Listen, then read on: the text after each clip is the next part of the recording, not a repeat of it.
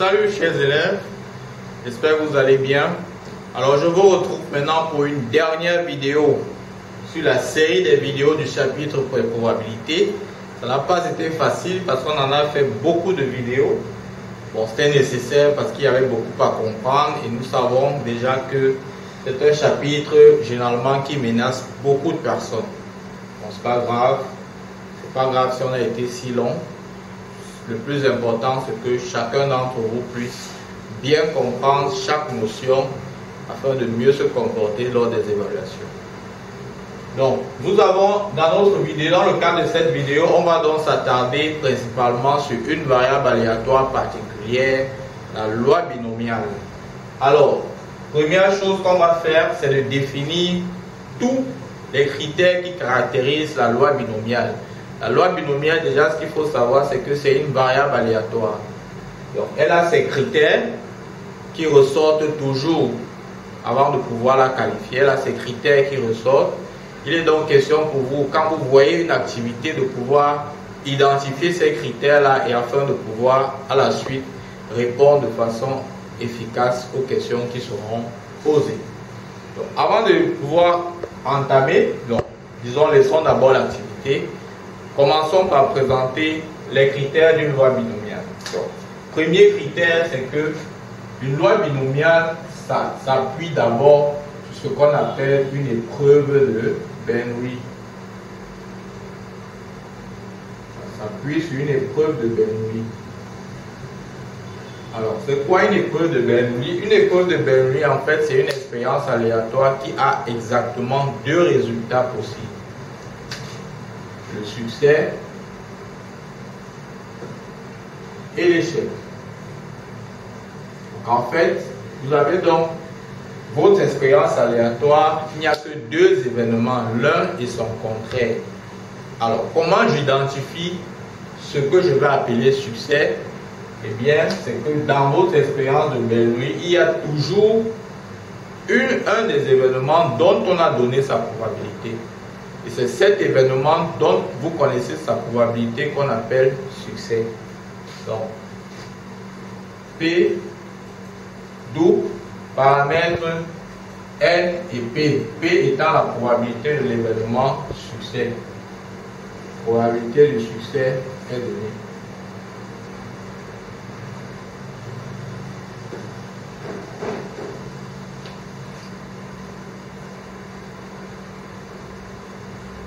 Voilà.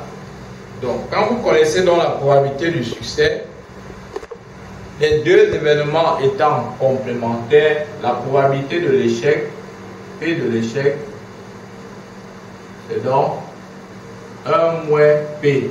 P ici étant la probabilité du succès.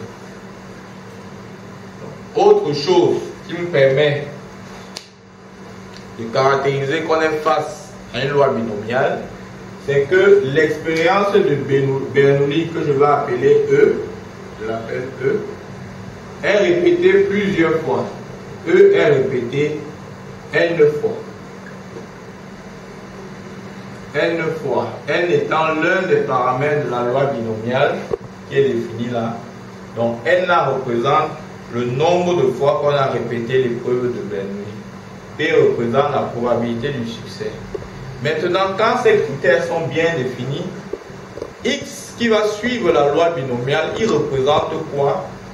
X, la variable aléatoire X, est le nombre de fois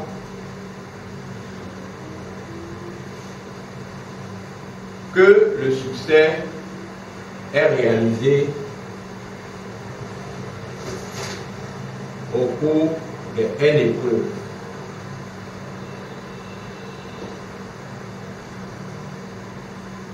Au cours des N épreuves de Bernoulli. Évidemment, l'épreuve de Bernoulli, qui n'a que deux résultats possibles, succès et échec, au cours des N épreuves, à la première épreuve, vous pouvez avoir soit l'échec, soit le succès. À la deuxième épreuve, vous pouvez avoir soit l'échec, soit le succès. À la troisième épreuve, vous pouvez avoir soit l'échec, soit le succès. Ce qui fait que le nombre de succès que l'on obtient lors des N épreuves varie. Ça peut varier, ça varie considérablement. Et on ne peut pas déterminer de combien ça peut l'être, d'où l'expression variable aléatoire.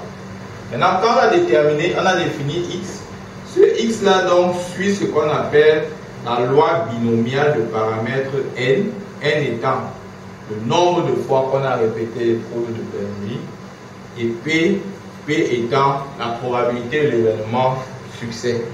Alors ce qui est intéressant, c'est que l'univers image, qui est l'ensemble des valeurs que peut prendre X étant défini comme le nombre de fois que l'on obtient le succès au cours des N épreuves, vous convenez avec moi que le succès peut apparaître 0 fois au cours des N épreuves, une fois, tout comme 2 fois, tout comme 3 fois, jusqu'à N fois.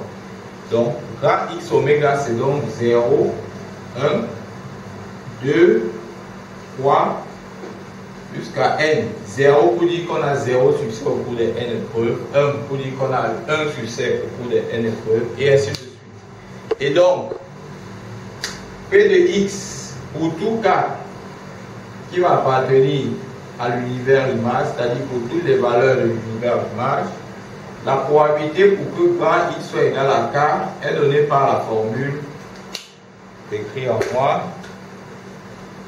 Combinaison de K dans N, P à la puissance K, facteur de 1 moins P à la puissance N moins K. P étant la probabilité du succès, 1 moins P étant la probabilité de l'échec.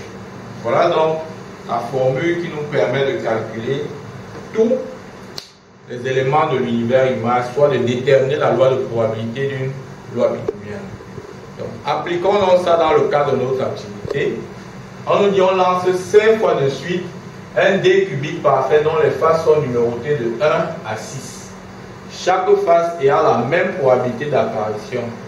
On note X, la variable aléatoire, égale au nombre de fois qu'apparaît 6 au cours des 5 lancés. Alors je vais faire une distinction très importante ici. C'est que la première expérience aléatoire, c'est qu'on lance un dé. Le dé est numéroté de 1 à 6. Ça veut dire qu'à la retombée du dé, on peut avoir la face 1, la face 2, la face 3, la face 4, la face 5 ou la face 6 qui apparaissent. Cela dit, l'univers image associé au lancer du dé sera constitué de 1, 2, 3, 4, 5, 6 qui sont les résultats possibles. Maintenant, donc, cette expérience du lancer de dé n'est pas l'épreuve de Bernoulli. L'épreuve de Bernoulli, on a dit l'épreuve de Bernoulli, c'est une expérience qui a 2 résultats. Si je veux venir ici, mon épreuve de Bernoulli sera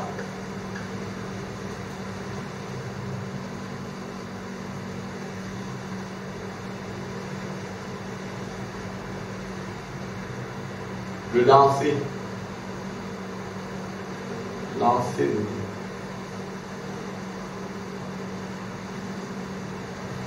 Maintenant, ce qui est intéressant, on a dit que ça débouche sur 2 résultats. Les 2 résultats ici, c'est quoi? C'est obtenir 6. Pourquoi je dis ça? Parce qu'on dit X est la variable aléatoire égale au nombre de fois qu'apparaît 6 au cours des 5 lancés. Ça veut dire qu'on nous a dit qu'on répète l'épreuve de Bernoulli ici N fois. Donc, s'il faut regarder, on a lancé 5 fois. Ça veut dire que notre expérience ici, c'est le lancer de dé qu'on répète 5 fois. Ça veut dire que N égale à 5. Maintenant, quand on lance notre dé, on peut obtenir 6 une fois, 2 fois, 3 fois, 4 fois, 5 fois. Vous comprenez donc que ce qui nous intéresse ici, c'est de savoir si on obtient 6 ou pas. Donc l'épreuve de Bernoulli va nous conduire au succès, ici qui sera d'obtenir 6. Et l'échec, ça sera ne pas obtenir 6. Alors, vous voyez que ces deux-ci définissent largement l'univers image et font de l'expérience aléatoire de départ une épreuve de Bernoulli. N ici donc c'est 5. X, on a défini nombre de fois que l'on obtient 6 au cours des N épreuves. P.